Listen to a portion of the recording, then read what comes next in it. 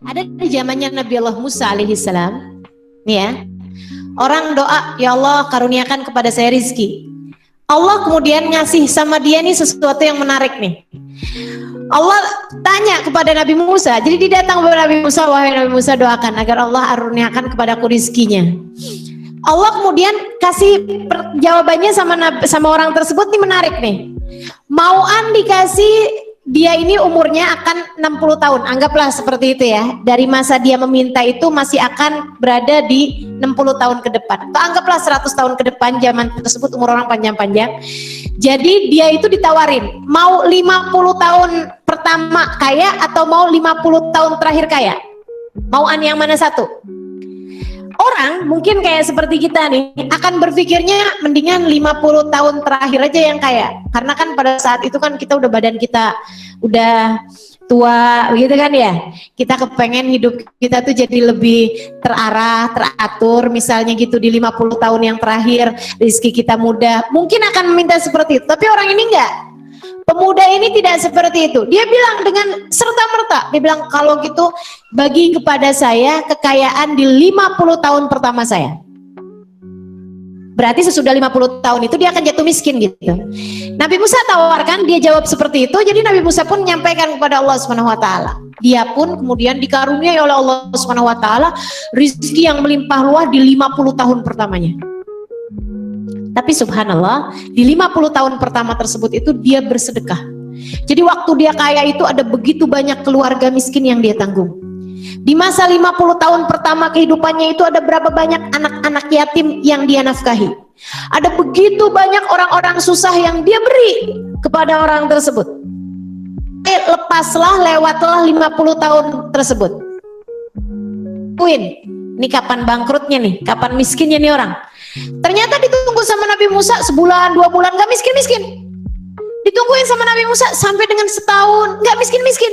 Nabi Musa pun kemudian nanya kepada Allah SWT, ya Rabb, bukankah tawaranmu waktu itu 50 tahun miskin atau 50 tahun pertama miskin atau 50 tahun terakhir miskin? Dan dia memilih 50 tahun pertama kaya gitu ya. Artinya bahwa 50 tahun sesudahnya dia miskin. Tapi kok saya tungguin gak miskin-miskin dia ya Allah? Katanya Allah SWT, wahai Musa, selama dia menjadi kaya ada begitu banyak hamba-hambaku yang aku berikan rizki lewat tangannya. Aku malu untuk menarik rizkiku kepada hamba-hambaku yang lewat tangannya tersebut. Kemudian banyak memberi seperti itu, bagaimana mungkin aku bisa menghalangkan rizkiku darinya? Maka sore kalian yang saya muliakan, perbanyak sedekah. Di Australia bisa sedekah apa enggak? Bisa ya, di negeri sini bisa sedekah, bisa. Kalau sama orang-orang non muslim bagaimana? Silahkan, itu juga bernilai sedekah. Pokoknya kita memberi kepada orang yang memerlukan, itu namanya sedekah. Kalau kemudian diberikan di Indonesia, lebih bagus lagi, karena di sana ada begitu banyak orang-orang yang dalam keadaan sulit. Dan saya sarankan kepadamu untuk memberi kepada para pelajar-pelajar ilmu agama. Karena di Indonesia itu ada banyak banget pondok-pondok pesantren yang dalam keadaan miskin-miskin. Miskin banget, pondoknya miskin, anak-anaknya apalagi miskin-miskin sekali. Saya tahu persis karena ayah saya punya pesantren yang tidak berbayar. Ayah saya punya pesantren yang tidak berbayar. Santrinya, pelajarnya ada 100 orang lebih di pesantren ayah saya itu. Nggak ada yang bayar, buat makannya pun ayah saya yang beri dengan abang saya dan bersama dengan donatur-donatur kami semua ya, sekeluarga bantu-bantu gitu untuk memberi makan kepada mereka-mereka itu. Ada beberapa santri yang sudah 3 tahun, pondoknya baru-baru aja, baru sekitar 5 tahunan. Ada beberapa santri di sana itu yang sudah 3 tahun nggak pulang. Kenapa mereka nggak pulang? Bukan karena terlalu betah di pesantren gitu misalnya, enggak. Karena mereka bilang, kalau kami pulang nggak punya uang buat balik lagi ke pesantren. Uang transportasi balik lagi nggak ada. Dan yang menyedihkan saya, pernah ada satu santri gitu ya, dan anaknya itu rajin banget baca Qur'annya, rajin banget ibadahnya, luar biasa bener gitu. Dia nggak pulang di waktu Lebaran Idul Fitri. Ayah saya kemudian karena dia nggak pulang, ada beberapa juga santri-santri lain yang nggak pulang, nggak nyampe 10 orang. Sama ayah saya dibeliin sarung, dibeliin baju, dibeliin semua buat lebaran gitu kan. Dikasih uangnya juga buat mereka beli-beli makanan gitu. Mereka tuh peluk ayah saya sambil bilang, ya Allah sepanjang hidup baru ini kami berlebaran dengan baju baru. Nggak pernah tahu mereka rasanya berlebaran dengan baju baru, nggak pernah tahu rasanya. Teman-teman saudaraku sekalian yang saya muliakan, itu kalau mau bersedekah kepada mereka ini, orang-orang yang kemudian ilmunya menjadi bermanfaat, menebarkan kebaikan kepada orang lain, maka dalam setiap kebaikan-kebaikan mereka akan terus mengalirkan pahala kepada kita sekalian. Itu satu hal. Kalau kepengen rezekinya melimpah, ruah, berkah, fi khairin, walutfin wa afiyah, bersedekahlah. Kemudian hal kedua, diajarkan oleh Nabi Muhammad SAW untuk rizki, bukan hanya rizki zahir seperti yang saya sampaikan ya, tapi juga rizki batin, berupa qanaah, syukur, kebahagiaan, kesenangan hidup, terberkatinya anak-anak kita berada dalam keadaan soleh-soleha dan lain sebagainya, kesehatan, zahir batin. Itu saudaraku sekalian, ada namanya sholat duha. La faqra ma'ad duha. Katanya Nabi Muhammad SAW, tidak akan diberi kefakiran bersama dengan sholat duha. Jika engkau istiqomah sholat duha, nggak akan fakir. Maksudnya nggak akan fakir, dua-duanya. Nggak akan datang waktumu engkau sampai harus meminta kepada orang lain. Nggak ada.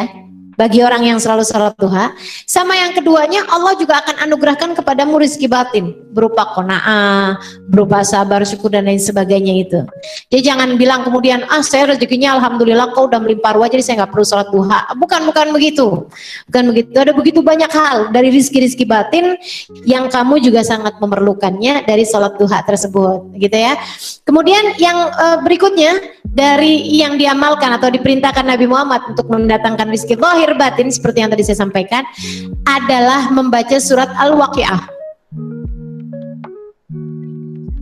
Suratul Ghina disebutnya. Surat yang mendatangkan kekayaan. Saudaraku sekalian, Sayyidina Ibnu Mas'ud beberapa tahun sebelum kewafatannya beliau masih sehat, itu beliau sudah sedekahkan hartanya kepada semua orang, kepada orang-orang miskin, sampai tidak meninggalkan apapun untuk warisan anak-anaknya. Ketika ditanyakan oleh para tabi'in, wahai Ibnu Mas'ud, sepertinya engkau tidak meninggalkan apapun buat anak-anakmu. Ibnu Mas'ud menjawab, inni taraktu lahum suratul Waqiah. Aku tinggalkan bagi mereka surat Al-Waqiah. Aku telah mendengar Nabi Muhammad mengatakan bahwasanya hiya suratul ghina, dia adalah surat yang mendatangkan kekayaan lahir batin. Saudaraku sekalian yang saya muliakan, surat Al-Waqiah dibaca merupakan amalan berikutnya. Merupakan amalan berikutnya yang bisa kita lakukan. Yang pertama tadi sedekah ya, sedekah. Kalau sebisa mungkin sebaiknya kita jangan melewatkan hari-hari, atau ada orang-orang yang kita harapkan selalu memakan dari sedekah kita dengan kita menanggung nafkah orang, menanggung kehidupan orang. Itu yang sebaiknya dilakukan dalam rangka sedekah kita tersebut, begitu ya. Itu satu, sedekah. Kemudian yang keduanya tadi saya sampaikan apa? Dua itu waktunya pagi, kita tahu semuanya ya. Waktunya dari terbit matahari ditambahkan waktu syuruk, waktu habisnya subuh, isyraq, syuruk, tulu, bahasanya apapun, pokoknya artinya terbit matahari, ditambah 16 menit itu masuk waktu duha. Syams gadra rumah, naiknya matahari seukuran satu tombak atau sekitar 16 menit dari waktu terbit matahari. Itu masuk waktu duha. Dari situ berakhir dengan masuknya waktu duhur. Sholatnya boleh 2 rakaat, boleh 4 rakaat, boleh 6 rakaat, paling bagusnya adalah 8 rakaat. Dan semua dari 2 atau 4 atau 6 atau 8 pernah diriwayatkan dari duhanya Nabi Muhammad. Nabi pernah duha 2 rakaat, Nabi pernah duha 4 rakaat, Nabi pernah duha 6 rakaat, Nabi pun pernah duha 8 rakaat. Jadi silahkan dipilih dari rakaat mana yang kamu boleh melakukannya. Kalau misalnya waktunya sedang senggang, mau 8 rakaat silahkan. Kalau waktunya sedang sibuk 2 rakaat saja juga nggak apa-apa gitu. Yang pasti jangan tinggalkan duha. Kemudian saudara sekalian, yang ketiga tadi adalah surat Al-Waqiah. Kapan dibacanya? Sebaiknya setiap hari kita baca surat Al-Waqiah. Waktunya kapan? Silakan aja, mau habis selesai duha kamu baca boleh, habis duhur misalnya senggang baca boleh. Namun yang ulama pilih dari waktu-waktu yang terbaiknya adalah membacanya sesudah asar. Itu yang banyak dipilih oleh para ulama. Kenapa? Sebab waktu pagi adalah waktu yang paling mudah mendatangkan rezeki zahir. Sementara waktu ba'da asar adalah waktu yang teruji banyak mendatangkan rezeki batin. Maka kerjakan salat duha sesudah asar. Gitu ya, itu waktu paling bagus. Kemudian selain daripada itu, untuk banyak-banyak membaca istighfar, memperbanyak membaca istighfar itu juga mendatangkan rizki-rizki zahir dan batin. Disebutkan dalam ayat itu ya, yursilis sama fastaghfiru rabbakum innahu kana ghaffara yursilis sama alaikum midrara wa yumditkum bi amwal wa banin wa yaj'alakum qusura gitu. Perbanyaklah istighfar kata Allah Subhanahu wa taala, maka Allah akan mengalirkan bagi kalian sungai-sungainya. Allah akan ampunkan dosa-dosa kalian dan Allah akan anugerahkan kepada kalian harta, Allah akan anugerahkan kepada kalian anak, Allah akan bangunkan bagi kalian kebun-kebun yang indah-indah. Nah, itu semuanya mendatangkan rizki-rizki baik zahir ataupun batin, yaitu memperbanyak istighfar. Dan diajarkan oleh Nabi Muhammad SAW secara khusus. Nah, ini silakan dicoba ini ya. Membaca antara adzan subuh, antara qobliyah subuh dengan sholat fardu subuh, bihamdi subhanallahil azim astaghfirullah 100 kali. Ini kan ibu-ibu nih ada yang kalau pagi-pagi sebelum subuh kan udah bangun, misalnya gitu ya.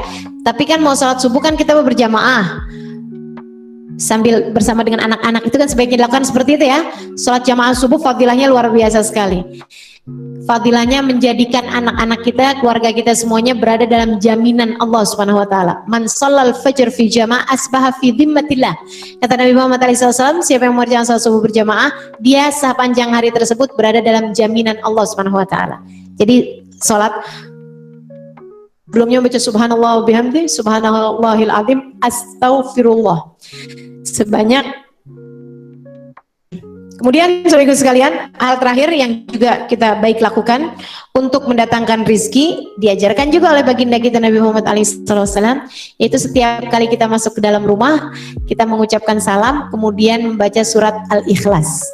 Sambil masuk rumah, kita baca surat Al-Ikhlas. Assalamualaikum, surat Al-Ikhlas, bukan gitu ya. Assalamualaikum warahmatullahi wabarakatuh. Bismillahirrahmanirrahim. Qul huwallahu ahad, Allahus samad, lam yalid walam yulad walam yakul lahu kufuwan ahad. Sekali atau 2 kali boleh, 3 kali juga boleh. Namun sekali pun juga cukup. Setiap kali kita masuk rumah. Ini diajarkan Nabi Muhammad ketika ada seseorang yang datang kepada Nabi mengadu tentang banyaknya hutang-hutangnya. Dia bilang, "Ya Rasulullah, laqad daqat alayya dunya." Wahai Rasulullah, ini dunia kayaknya sempit banget buat saya. Di mana-mana saya ketemu orang yang saya punya utang sama dia, jadi kayaknya nggak enak bener gitu ya. Pergi kemana ketemu orang itu jadinya hindar-hindarin gitu. Dunia jadi kayak sempit buat saya nih Rasulullah. Saya harus berbuat apa nih? Pengen buat bayar utang tapi rezekinya nggak ada, seret banget gitu. Nabi kemudian bilang sama dia, "Idza dakhalta baitak fasallim ala ahliha." Kalau kamu masuk ke dalam rumahmu, jangan lupa ucap salam kepada yang ada di dalam rumah tersebut. Kalau ada orangnya, kalau nggak ada orangnya, fasallim alayya, ucapkanlah salam kepadaku. Jadi kalau ada orang di rumah kita, kita bilang assalamualaikum warahmatullahi wabarakatuh. Kalau nggak ada orang di rumah kita, kita bilang assalamualaikum ayyuhan nabi warahmatullahi wabarakatuh. Ayyuhan nabi warahmatullahi wabarakatuh. Biar rahmat Allah SWT diberikan juga untuk rumah kita atas karena salam kita kepada Rasulullah. Kemudian sesudah itu kita baca surat Al-Ikhlas. Bismillahirrahmanirrahim. Qul huwallahu ahad, Allahus samad, lam yalid walam yulad walam yakul lahu kufuwan ahad. Itu diajarkan Nabi kepada orang tersebut. Ucap salam, kemudian baca surat Al-Ikhlas sambil kita masuk ke dalam rumah tersebut. Bulan, 2 bulan, 3 bulan, 4 bulan, beberapa bulan kemudian datang Iyak balik kepada Nabi Muhammad, wajahnya sudah ceria. Dia bilang, "Ya Rasulullah, alhamdulillah, dunia masuk ke rumah saya sepertinya bukan hanya dari pintu, tapi dari jendela-jendela juga. Kayaknya dunia benar-benar gitu masuk. Alhamdulillah Rasul, semua hutang sudah terbayarkan.